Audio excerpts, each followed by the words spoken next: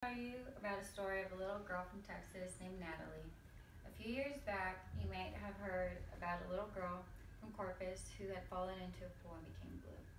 She suffered anoxic brain damage, and with all the procedures done, the doctors told the Newton family that she wouldn't survive.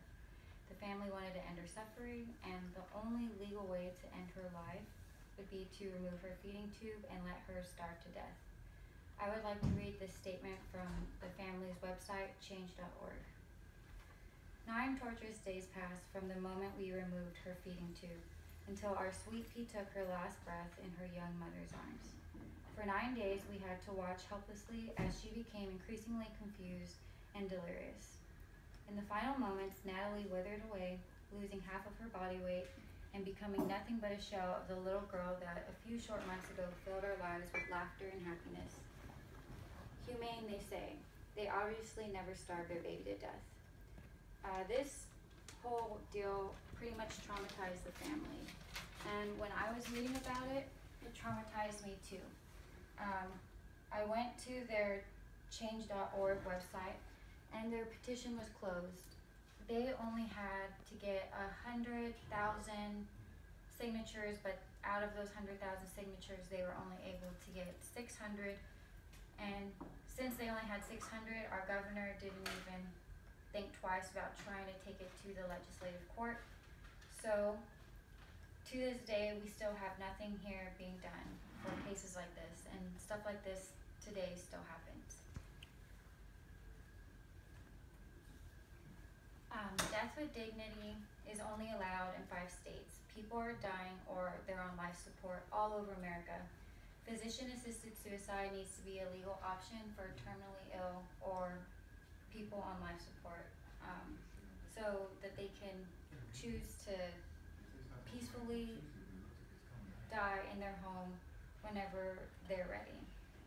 The need for death with dignity is in the spirit and compassion for all. Even though modern medicine has brought plenty of benefits to humanity, it still cannot save the pain and distress of death. AssistedSuicide.org says that to terminally ill patients, medicine and treatments only prolong the suffering, and instead of curing it, it just drags on their pain. The right to assisted suicide is also a good thing for family purposes.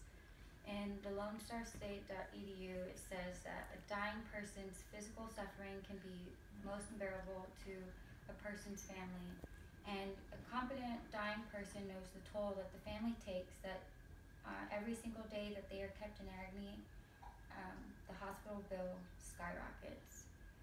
A new proposal for assisted suicide could be changing the laws. Due to the 1961 Suicide Act, if you help with aid in person's suicide, it will be considered a crime. So no matter if they're begging you and they're telling you that they're in pain and that they're ready to go, if you slip them something, you're going to be charged as a murderer no matter what. TheGuardian.com says that if we were to ever change the laws, it would allow patients to receive compassionate care with assisted suicide, and you won't be charged of a crime. Sadly, there's not much going for people that are on life support, though. The only humane way to take them off their life is to remove them from their whatever form of life support they have. Legislation has previously proposed for pre-assistance, and if you want to die, you have to get medical approval, you have to go through all the professionals, you have to go through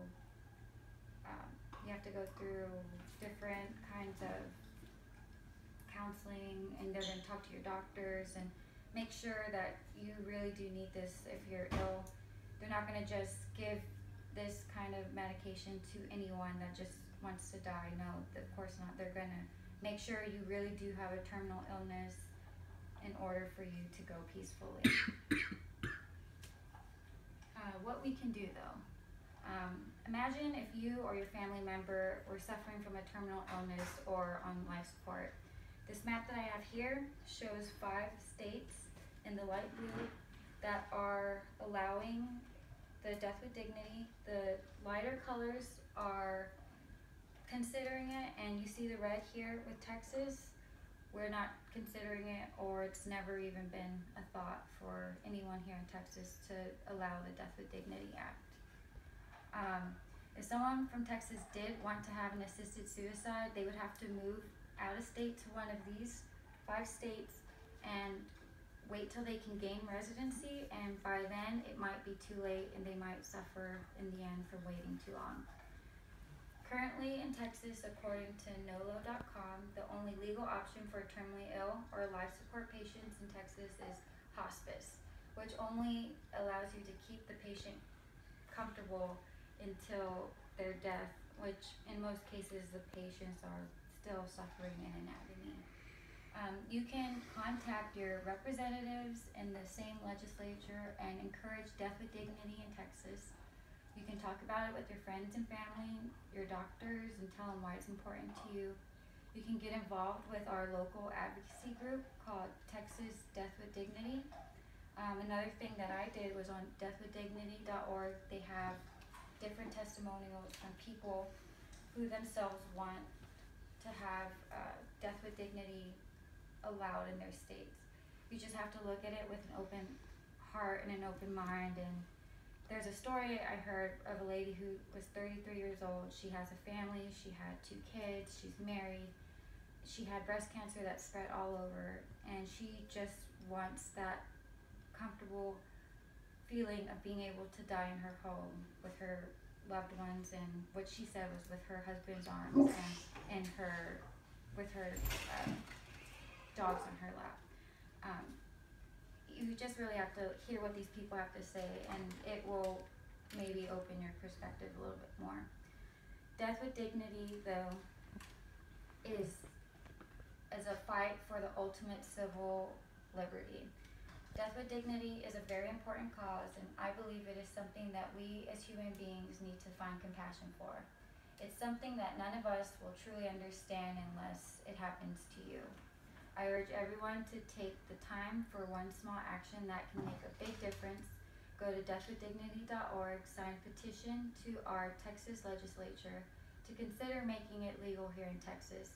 What this could do is potentially help terminally ill patients or families with loved ones on life support in our own state to choose the right to die comfortably in their own home when they decide it's their time to go, no matter what it's called. Thank you for listening to me.